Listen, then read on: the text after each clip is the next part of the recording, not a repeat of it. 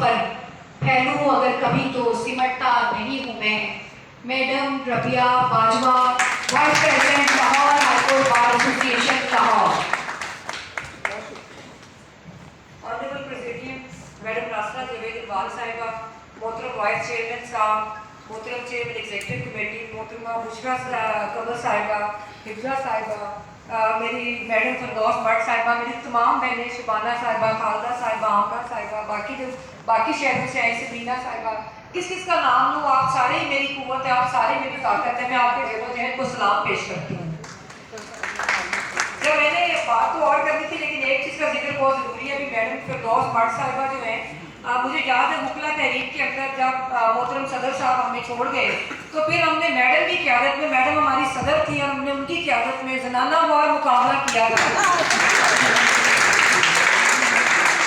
اور مجھے یاد ہے میڈم، میں ان کا بھی ذکر ہمیشہ کرتی ہوں، میڈم فروزہ آباد صاحبہ کا، کہ انہوں نے بھی ہمیں بڑی تقویت دی. مجھے یاد ہے کہ جب ہم چند لوگ ہوتے تھے تو پھر 18 لوگ بھی تھے ایک دفعہ اور کوئی ساتھ نہیں تھا، بڑا جبر تھا. تو پھر میڈم کی سربراہی میں، میڈم کی قیادت کے آج آپ دیکھیں گے ہم لوگوں نے اسٹیبلشمنٹ کو شکست دی.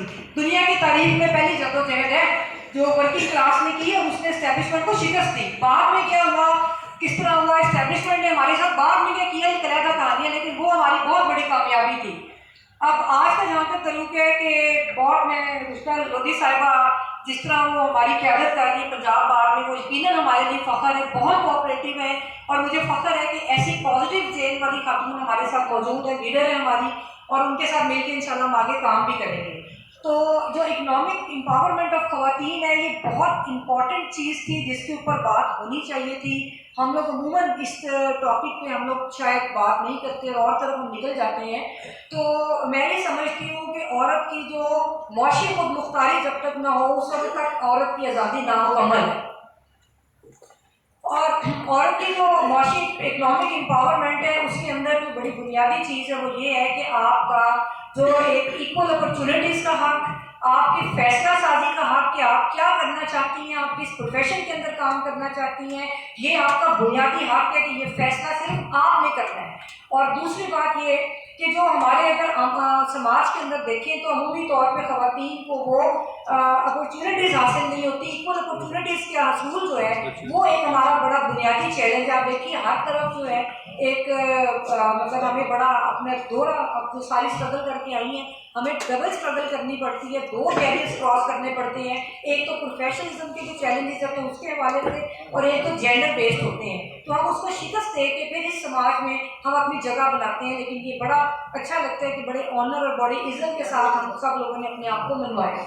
دوسرا ایک بڑا اہم نکتہ ہے وہ یہ ہے کہ جب ہم جینڈر بیلنس کی بات کرتے ہیں یا ڈسکرمنیشن کی بات کرتے ہیں تو ہم اس وقت، یا جینڈر وائلنس کی بات کرتے ہیں تو ہم صرف ایک جسمانی تشدد کی بات کر لیتے ہیں، ہم ذہنی تشدد کی بات کرتے ہیں، لیکن ہم معاشی تشدد کی بات نہیں کرتے. یہ جو ویمن امپاورمنٹ، اکنامک امپاورمنٹ کا کویشچن ہے، یہ ریلیٹ کرتا ہے آپ کی جو کیا کہتے ہیں اس کو، اسی چیز کے ساتھ کہ آپ لوگوں کے پاس کتنے مواقع ایسے ہیں کہ آپ لوگ آگے بڑھ سکیں، اور جب آپ سے وہ مواقع چھینے چاہتے ہیں تو یہ آپ کی معاشی تشدد ہوتا ہے جس کے خلاف ہم سب نے مل کر آواز اٹھانی ہے. اگر آپ دیکھیں، ایک میں نے رپورٹ پڑھی، بزنس اینڈ لا رپورٹ، اس کے مطابق ایک بڑی امپورٹنٹ ایک میرے سامنے چیز آئی وہ یہ تھی کہ جو خواتین غریب گھرانوں سے تعلق رکھتی ہیں ان کے اوپر تشدد کا جو رسک ہوتا ہے وہ 45% زیادہ ہوتا ہے. دیکھیں، جب آپ کے پاس اکنامکلی آپ انڈیپینڈنٹ نہیں ہے تو آپ کو ہر چیز پہ سمجھوتا کرنا پڑتا ہے، جس میں گھریلو تشدد جو ہے وہ بڑا ایک اہم چیز ہے جو کہ خواتین اس کے اوپر سمجھوتا کرتی ہیں اور ان کو برداشت کرنا پڑتا ہے. پھر آپ کو ایک ابیوسو ریلیشن شپ کے اندر بعض اوقات رہنا پڑتا ہے کیونکہ آپ اکنامکلی امپاورڈ نہیں ہیں اور آپ کے پاس ایسے وسائل نہیں ہیں کہ آپ ڈگنیٹی کے ساتھ کسی جگہ پر رہ سکیں. آپ کو اپنے بچوں کی تربیت کے اوپر سمجھوتا کرنا پڑتا ہے. بہت ساری خواتین ایسی ہیں، ابھی بات ہو رہی تھی، جو انفارمل سیکٹر میں کام کرتی ہیں. ہم تو دیکھیں ہمارے تو پروفیشن بھی ریگولیٹ ہوتی ہیں. ایون جو مزدور خواتین ہیں ان کا یہ اسٹرگل جو آج میں دن بنا رہے ہیں وہ مزدور خواتین کی اپنی اسٹرگل سے ہم لوگوں نے شروع کیا. وہ بھی اکنامک امپاورمنٹ کی جدوجہد تھی، اور وہ اکنامک امپاورمنٹ کی جدوجہد 125 سال پہلے شروع ہوئی، جس کے بعد ان کو جو انڈسٹریلائزیشن کے پروسیس کے ساتھ ساتھ ان کو ان کے حقوق ملے. لیکن جو کھیت مزدور خواتین ہے، بالکل میری دوست تھی، اس کی نشاندہی کی. اس کے ساتھ ساتھ جو انفارمل سیکٹر میں جو بڑی بڑی ملٹی نیشنل कंपनीज के लिए काम करती हैं खवातीन, उनके पास ऐसे वसाइल नहीं है और उनको इतना डिस्क्रिमिनेट और इतनी इनडिसेंट इन्वायरमेंट में उनको काम करना पड़ता है। हम सबको चाहिए कि हम उनके लिए मिलकर आवाज़ उठाएं।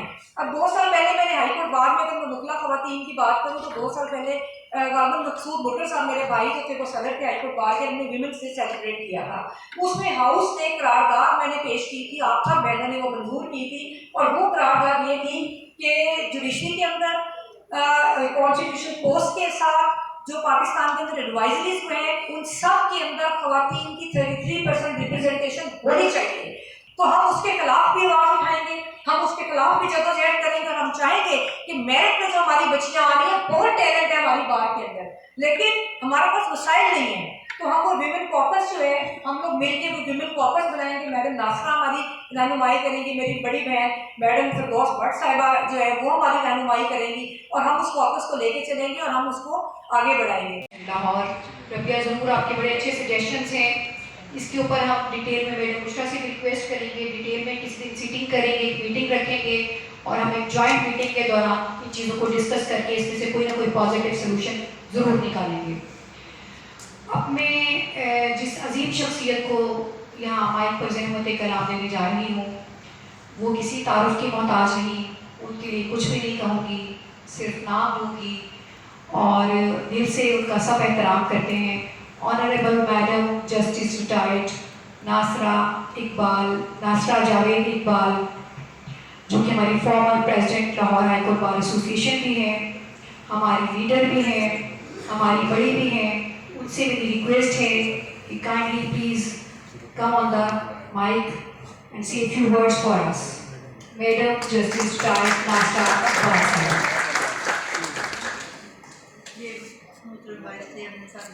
कि आप बैठ के बात करें और शायद मेरी सहूलत इसी में है क्योंकि उम्र मेरी तो सारी गुजर गई, लेकिन मैं एक बात कहूँगी तमाम ख़वातीन, ये एक बहुत मुबारक लम्हा है जो मैं देख रही हूँ कि इस वक्त आधी से ज़्यादा जो यहाँ है ख़वातीन की। एक वो वक्त था जब अदालत में हम लोग जाते थे, शुरू में आसमा होती थी, मैं होती थी, हिना होती थी, फिरदौस होती, कोई और।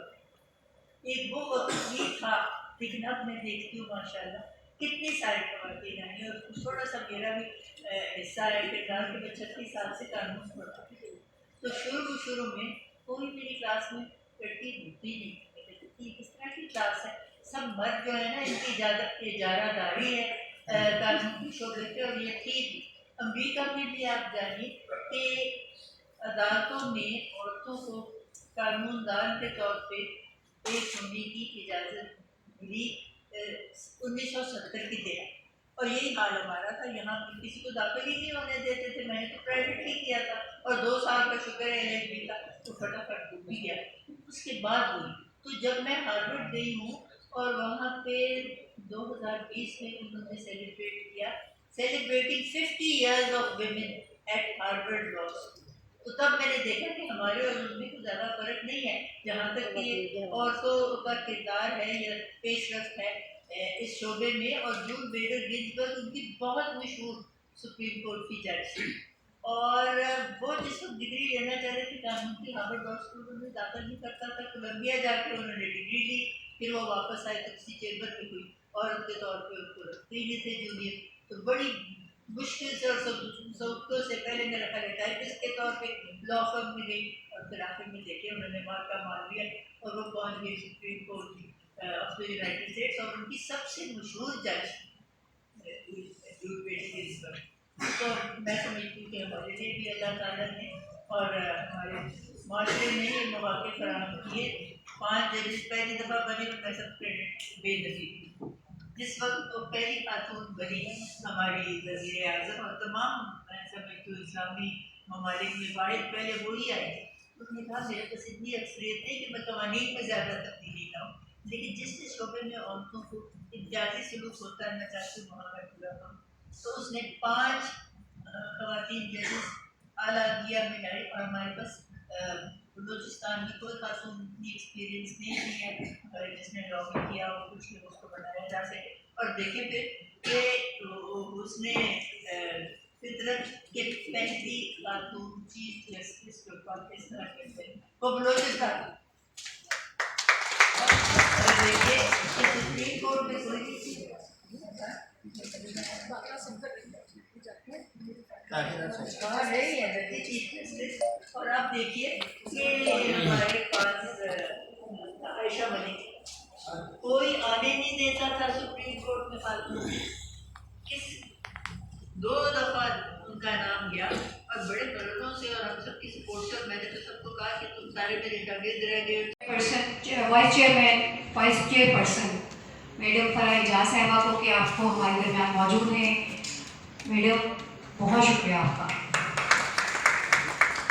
ऑनरेबल मैडम जस्टिस नास्टा इकबाल साहिबा से मेरी रिक्वेस्ट है कि हमने कुछ सेमिनार्स बनाए हैं अपनी पार्टिसिपेशन जिन्होंने की है उन साथियों के लिए, और हमारी चीफ गेस्ट है मैडम, तो मेरी रिक्वेस्ट है कि उनके मुबारक हाथों से ये सेमिनार जो है वो रबिया बाजवा चूँकि एक और प्रोग्राम में और मैडम ने भी एक और प्रोग्राम में जाना है, तो दरमियान में थोड़ा सा इस प्रोग्राम को ब्रेक लगाते हुए हम ये सेमिनार देना चाहेंगे मैडम रबिया को। स्टेज पे तशरीफ़ फरमा और हॉल में बैठी हुई मेरी तमाम बहनें और मेरे भाई, आप सबको मेरी तरफ से और बार कौंसिल की तरफ से सलाम।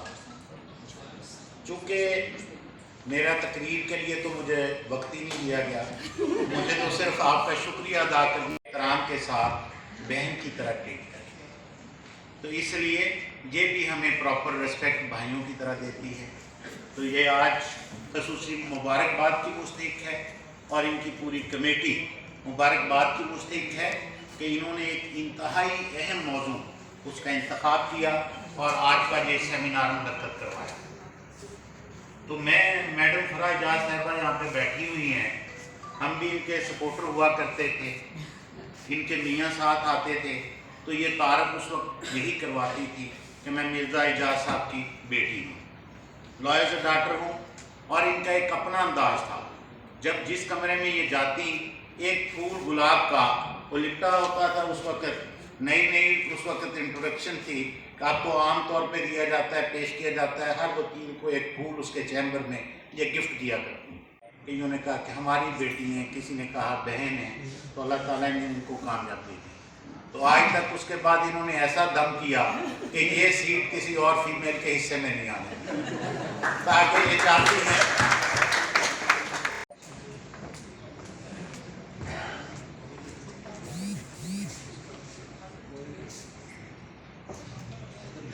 सबसे पहले मैं madam Farah Ejaz former vice chairman Punjab bar council से गुजारिश करूँगा कि वो अपनी शीट